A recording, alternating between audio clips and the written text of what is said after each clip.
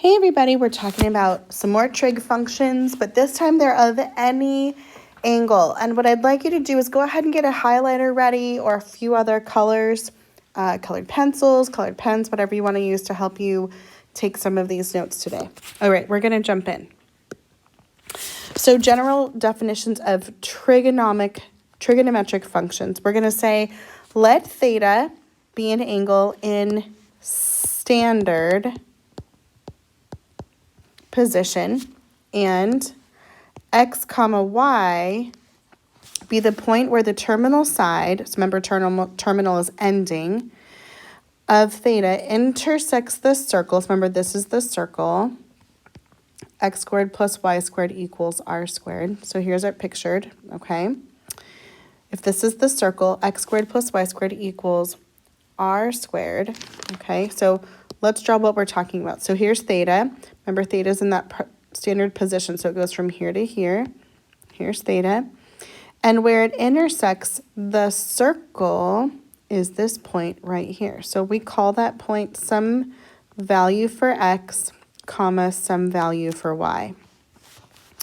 Then just like before when we used SOHCAHTOA, but now we're kind of standardizing that angle instead of some random triangle, we're actually putting it within a specific circle. Then we know that sine theta, so if I were to draw this triangle right here, so I'm going to draw this straight down. So we can call this value, one second, here's this one. So if I were to call this point x comma y, I know the distance here is x, and the distance going up is y, right? Because if it's x comma y, we go to the left x and we go up y. So now we've got that, and we also know that this distance here along the hypotenuse, that's the radius of the triangle. So if this is the theta, we've got x, y, and r. So we know sine is technically going to be y divided by r. That's opposite over hypotenuse. Cosine is x over r, which is adjacent over hypotenuse. And tangent is y over x. That's opposite over adjacent. And we know cosecant is the reciprocal of sine. Secant is the reciprocal of cosine. And cotangent is the reciprocal of tangent. Okay, so no matter what triangle they give you on the circle, you can use those values and just plug them in using this. It also comes with SOHCAHTOA. So if you're more comfortable with SOHCAHTOA, you can use it as well. So let's go ahead and try it, okay? So it says let 4 comma 3 be a point on a terminal side of angle. So let's go ahead and draw that.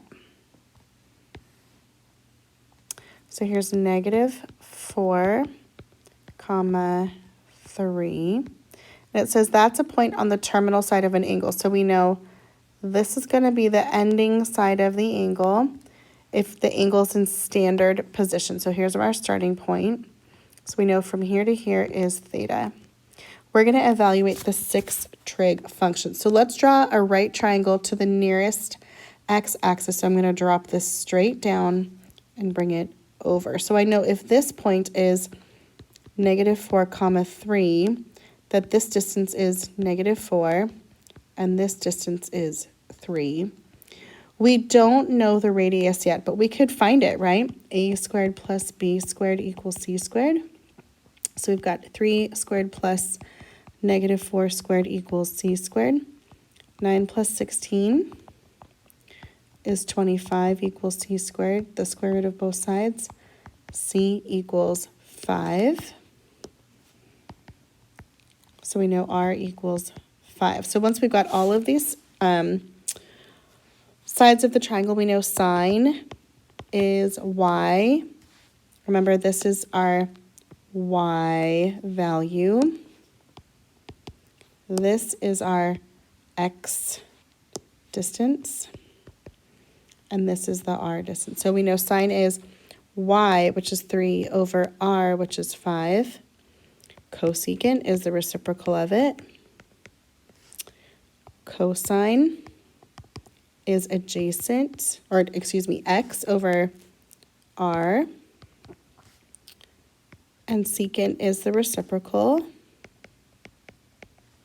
and then tangent is y over x, which is 3 over negative 4, and then cotangent is the reciprocal, which is going to be negative 4 over 3.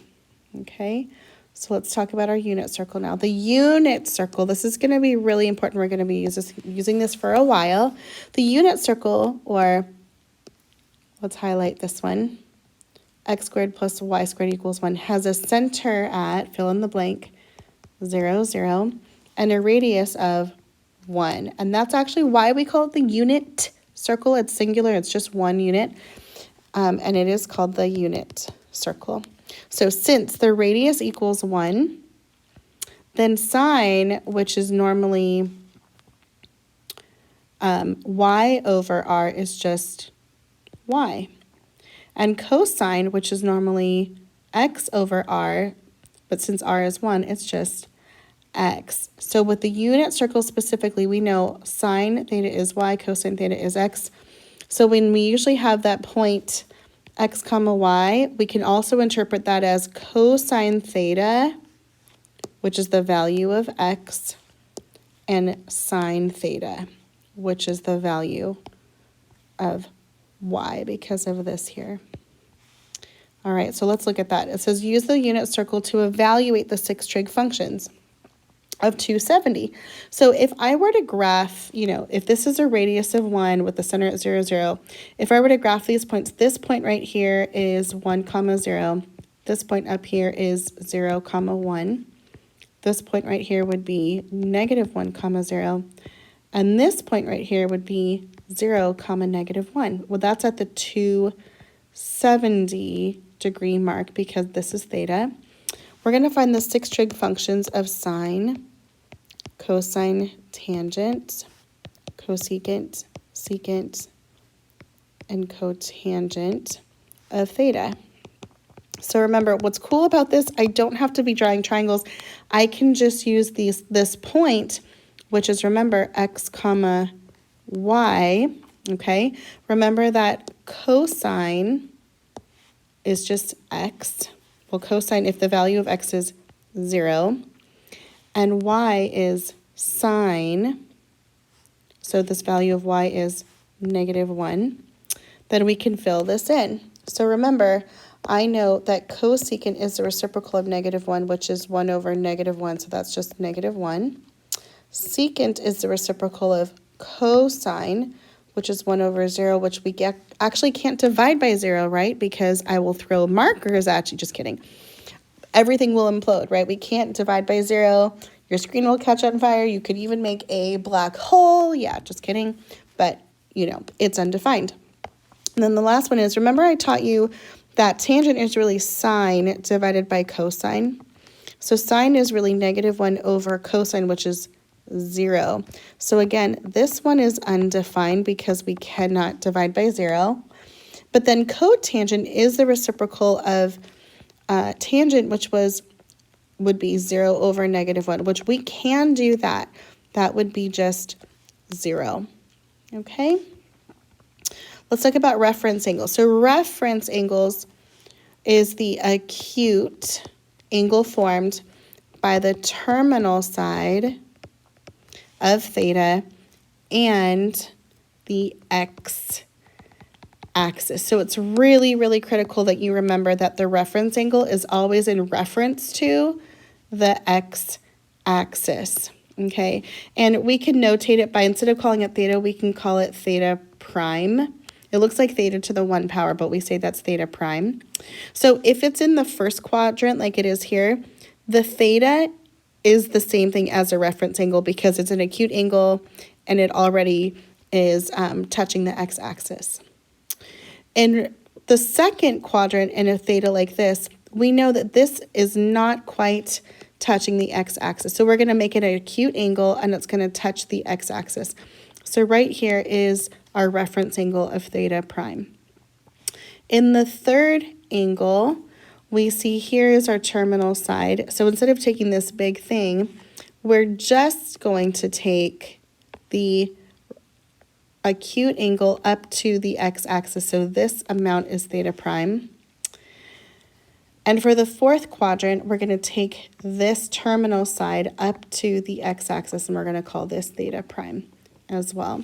So each of these tell us, okay, where's the nearest x-axis? So we know if this is 180 degrees minus theta would give you theta prime. If this was 180 degrees, we're going to find this amount. We can also subtract the 180. And then here we would be subtracting from 360 degrees. So if I was going to find the reference angle theta prime for 5 pi over 3. So let's draw 5 pi over 3 first. So we know here, from here to here is pi. And if I were to cut them into thirds, here's pi over 3, 2 pi over 3. Here's 4 pi over 3. And here's 5 pi over 3. So I know that that angle is going to be from here to here. Okay, that's theta. Well, the reference angle of that is going to go to, we're going to draw it from here to the x-axis. So here's theta prime. I know that this ending point is 2 pi. So I just want to find the distance from here to here. So let's take that full 2 pi and we're going to subtract away 5 pi over 3, which in this case could be 2 pi can be rewritten as 6 pi over 3 minus the 5 pi over 3, which is just pi over 3. So we know this amount right here in blue is just pi over 3, and that's our reference angle. All right, let's do our next one. It says negative 130. So here's negative 90. So negative 130 looks something like this. So if that's negative 130, I know my reference angle, I'm going to draw it up to the nearest x-axis. So here's my reference angle, but remember, this would be a negative 180. I want to find the difference of that. So between negative 180 and 130 is a difference of 50 degrees. So we've got a 50-degree angle in the third quadrant, and that's our reference angle. Okay? And then the last thing I'm going to show you is when we're evaluating trig functions, only certain trig functions are positive in each quadrant. In the first quadrant, all trig functions are positive. In the second quadrant, only the sine function is positive. In the third quadrant, only the tangent function is positive.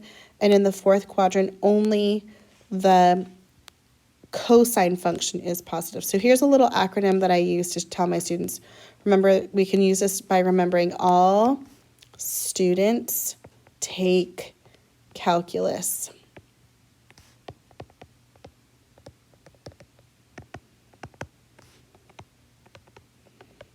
And that just helps us remember which trig function is positive in which quadrant. So let me show you how to use that. First, if we're trying to find and evaluate a tangent function for negative 240, we're going to need to draw it. So here's 0, here's negative 90, here's negative 180. So negative 240 is something like this. So from here to here is negative 240 degrees. So we need to find the reference angle for that. So we're going to draw it. Here's our terminal side, and we're drawing it down to, so this amount, to the x-axis. So the difference between 240 to this 180 is going to be a 60-degree angle in the second quadrant. So remember, this is the second quadrant. And if I want to know tangent in the second quadrant, well, I know tangent in a negative 240-degree angle is like saying the tangent of 60 degrees in quadrant 2. So there's a couple of things that we know. Only sine is positive in the second quadrant. So I know that tangent 60 is going to be negative. And then remember that chart that we had before, sine, cosine, tangent, 30, 45, 60. It's as easy as 1, 2, 3, 3, 2, 1, all over 2, root, root, root, root. And then remember, tangent is just sine divided by cosine. So this is going to be root 3 over 3. This is going to be 1, and this is going to be the root of 3. So I know tangent of 60 is right here. So tangent 60 is this point right here. So I know it's a negative because it's in the second quadrant, and tangent is negative in the second quadrant, root 3. Okay? And then let's talk about cosecant of 5 pi over 6. So let's draw it first. So remember, 5 pi over 6 would be, so if this is pi, 5 pi over 6 would be right here. Let's find that reference angle. I know the difference between 5 pi over 6 and pi is just pi over 6. So what I'm really looking at here is not cosecant of 5 pi over 6. We're looking at cosecant of pi over 6 in, again, quadrant 2. So we know cosecant is the reciprocal of sine, okay? I remember all students, so sine is positive in quadrant 2. So we know it's going to be 1 over sine of pi over 6. So here's sine. And remember, pi over 6 is actually a 30-degree angle. I'm just going to write these references here. So pi over 6 is a 30-degree angle. So we know sine of pi over 6 is 1/2. And it's positive. 1 over 1/2 is the reciprocal of 1/2, which is just 2. All right, guys, that's it for now. I'll see you back in